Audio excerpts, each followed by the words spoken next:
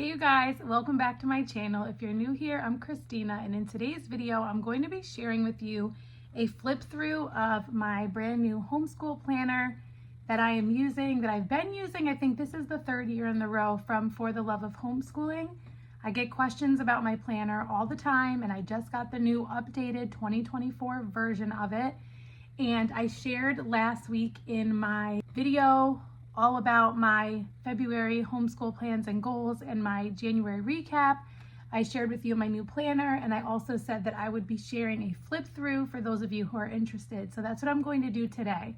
I also shared that the way that you can get this planner right now is as part of the grab bag in the For the Love of Homeschooling virtual homeschool conference. This launched last week on Monday, January 29th, and for just a short time more, you can still get the launch price of $25 for 35 speeches from 35 different speakers on a variety of homeschool topics. That ticket of $25 gives you lifetime access to the conference, which means you can take your time going through the videos. You can choose the videos that are the right fit for the particular season of life that you're in, or the particular topic that you are interested in learning about, or the encouragement that you currently need. You can go back and rewatch, and you can just have these times of refreshing as a homeschool mom on your timeline. It also comes with this amazing grab bag of digital resources as a bonus, and one of the many things in there is the 2024 homeschool planner. It comes with about, I think, 10 different cover options. I had the pleasure of getting to design a handful of the newer designs, and then there are also the covers that have previously been available in previous years. So if you have a favorite cover that you'd like to use again, or ones that you've seen in the past that you'd like to use, those are also still available with the updated year. So I'm going to show you a quick flip through.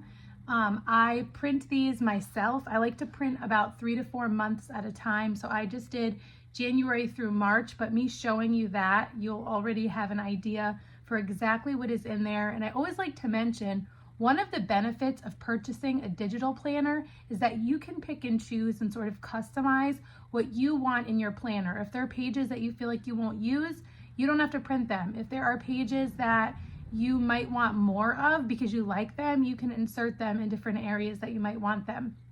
The only printing tip that I do have is just to make sure that when you are printing, you are doing it in such a way that when you have your month spread, you don't end up with some weird wonky situation where like half of it's on the front, half of it's on the back. And then the same thing for the weekly spread, because I have made that mistake in the past where I took a page out and then clicked print with that page removed, and it messed everything up. So you would make sure that you are like still aligning your pages appropriately. So if you just click print on this planner as is, you will not have that issue. But if you are customizing, you just want to make sure that you don't end up having that problem. So I just wanted to mention that to save you some trouble. You can also send this to your favorite print shop. I always use Pure and Simple Printing, who is a homeschool mom who has a home print shop, and she does an amazing job. So anytime I'm not printing something myself and I need something printed and or bound,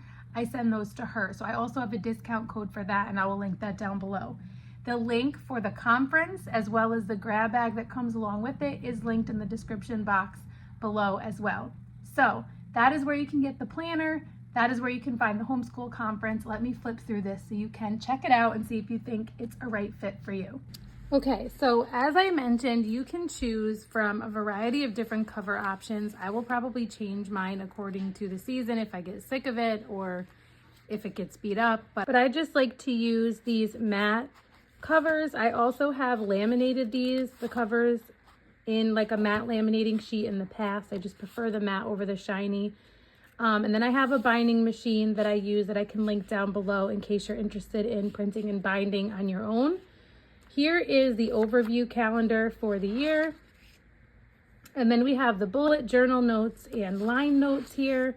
You have an interest-based learning kind of unit study planner, a holistic unit study planner. These can be utilized in a variety of different ways inside and outside of your planner. Print it as many times as you need them. And then Here's more of the Holistic Unit Study Planner, an attendance tracker in case you choose to track attendance or you need to for where you live.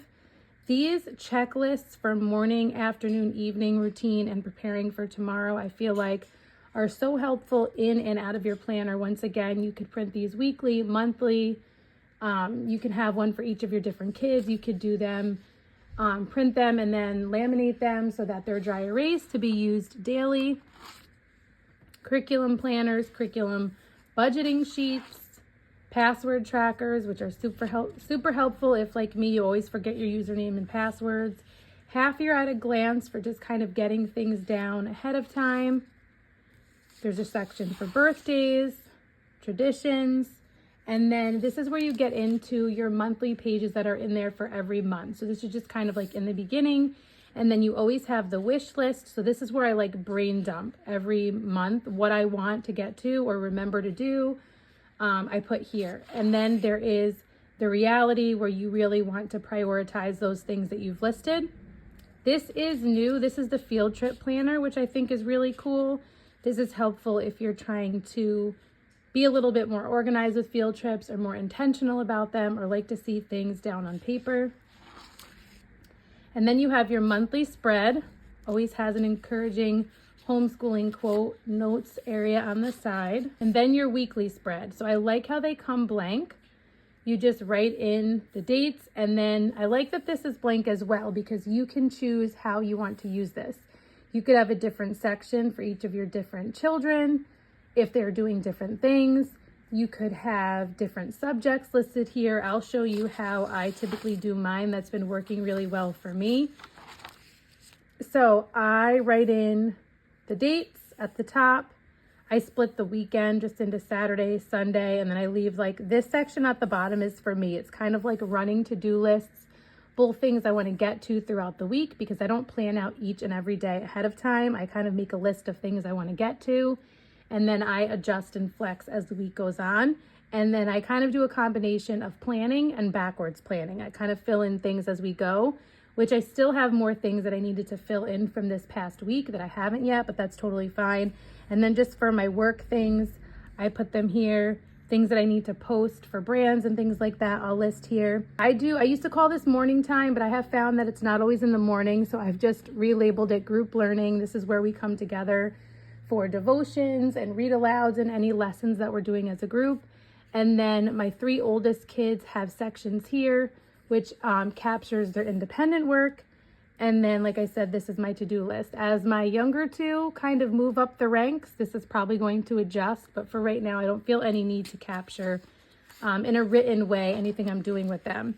And then there is the reflection. So you're reflecting on the month, what went well, what you'd like to change, growth you've noticed, things to be thankful for, and then you have this again. So this just follows that same pattern all the way through. I have plugged some things in that we have coming up, filled in some dates, but that is as far as I got. And as you can see, this is kind of the flow and the structure of the planner. And I have just printed through March, and then I will print like the next 3 months or so after that. This gets brought with me places, thrown in bags, baskets, and so I like to keep it not too heavy, but then also like if it starts to get beat up, I can just print a new cover in the next few months and feel like it's still fresh and not looking like junky after 6 months of using it. Okay, you guys, I hope you found that helpful getting a peek inside the For the Love of Homeschooling 2024 Homeschool Planner. If you have any questions about it or the conference, let me know down in the comments. If you have purchased a ticket to the conference, let me know how you're loving it. I hope you're loving it. And I want to encourage you that if you are interested to get it during the launch period, because after the launch price of $25, after that time is up, it does go up to $97 for the remainder of the year. It is still more than worth it, but why not get it for $25 if you are interested in it? So the planner and the homeschool conference can be found at the same link down below, as well as Pure and Simple Printing if you choose to have anything printed by someone else other than yourself. I hope to see you guys soon in one of my next videos, and until next time, stay rooted.